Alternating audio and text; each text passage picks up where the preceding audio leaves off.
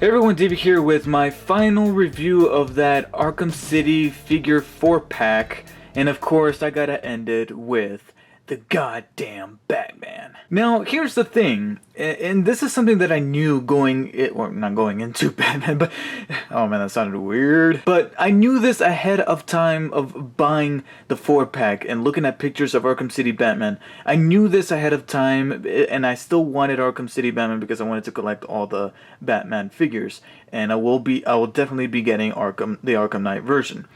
But here's the thing, I cannot review Arkham City Batman here without bringing in Arkham Asylum Batman. So I'm going to go ahead and move this guy to the side, ever so slightly, right there.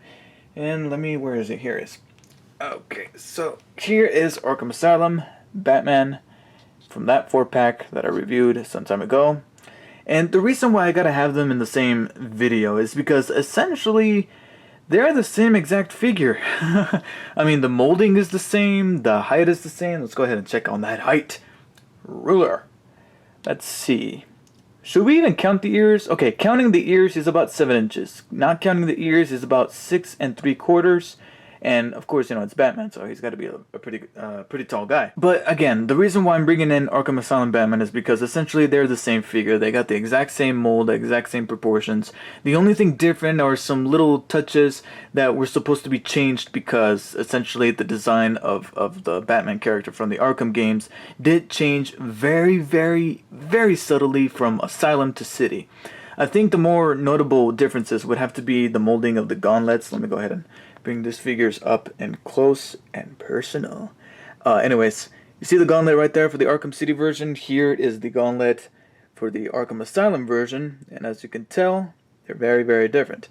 The belt is also a little bit different. The design of it, as well as the shade of gold, it's a little bit different. And the boots are definitely different there. The molding is a little bit different according to the design schematics of Batman's Batsuit from the 2 Arkham games. And also, I don't know how well it's coming across on camera, but Arkham Asylum Batman has like a darker shade of gray, and City is just a little bit... Oh, I'm blocking it with my arm there. It looks the same across in the camera. I don't know how well that's coming through, but in person, Asylum is actually a little bit lighter than... I'm sorry, City. Arkham City Batman has a lighter shade of gray than Asylum. Batman is the real 50 Shades of Grey.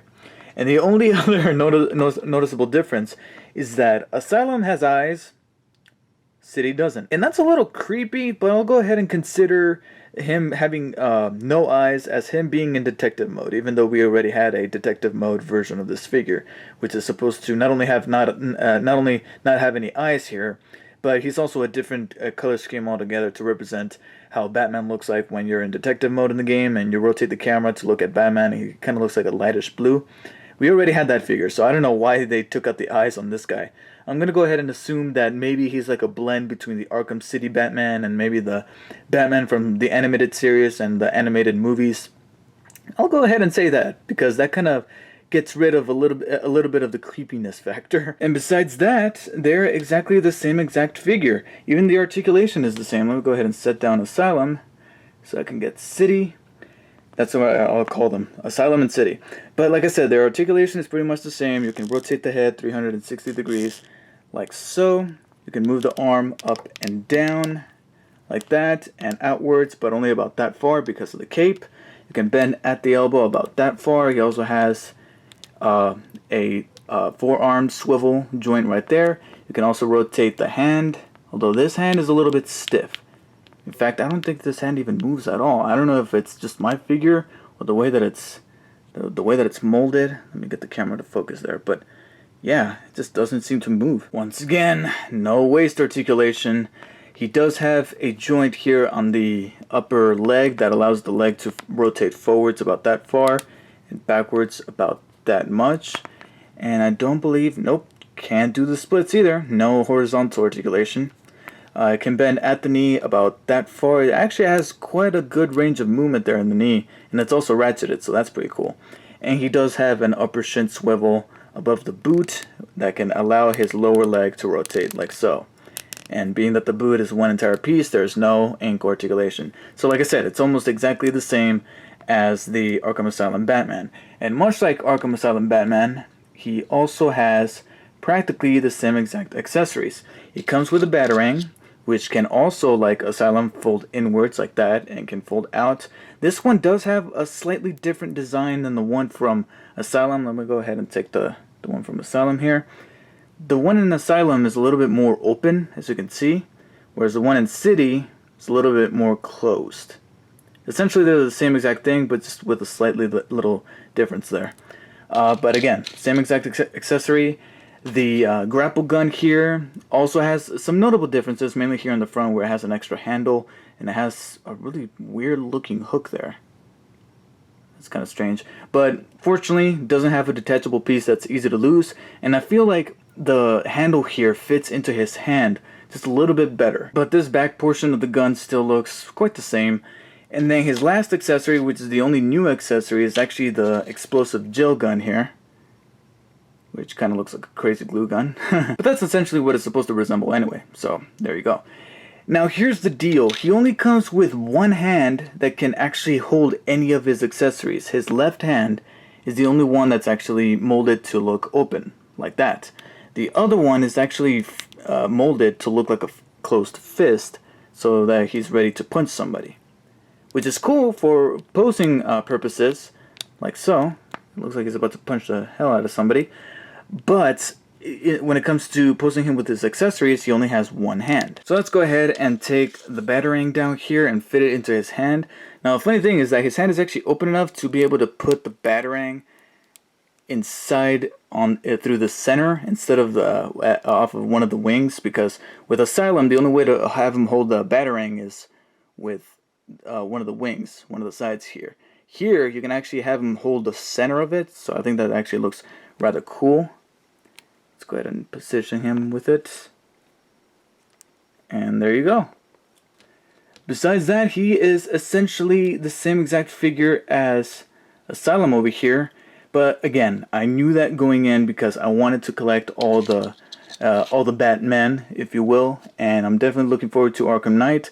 Arkham Knight Batman definitely looks like a big enough improvement because the costume looks completely different than not only the Asylum and City versions, but also from Arkham Origins, which is not even from Rocksteady. But still, it looks different enough for me to definitely be picking that one up.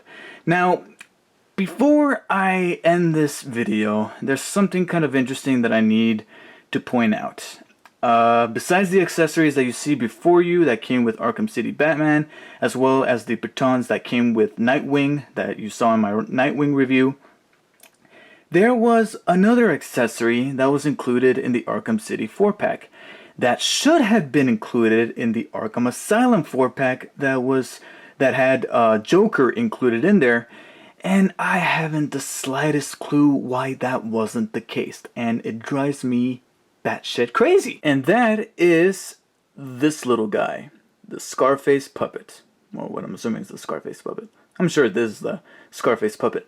And he has been redecoed. His original design made him look more like the Riddler than anything else. And here he is designed to look more like the Joker, obviously. Not only because of his outfit, but also because of the makeup on his head, with the green hair and the face paint and everything. Why the hell was this packaged with Batman and Nightwing and Robin and Harley Quinn? I mean, sure, you can make the connection to Harley Quinn because it's Harley Quinn, but this guy should have came with Joker, who I complained didn't come with an accessory in that 4-pack. What is this? I mean, I'm not complaining because I still got the accessory, and he's a really neat looking guy. He's really well detailed, really well painted, well sculpted. I like the etchings to make it look like it's made out of wood there, and I like how the paint is not perfect on his head, and it's supposed to look imperfect because he's supposed to be like a handcrafted doll. And he even has a little bit of articulation going on. You can move the arms about like that, you can move the legs upwards and backwards like that. You can make him look like he's running, and you can also rotate the head 360 degrees. But why wasn't he included with the Joker? So obviously when I pulled this guy out, I did the first thing that came to mind that you definitely need to do when you take this guy out of the packaging.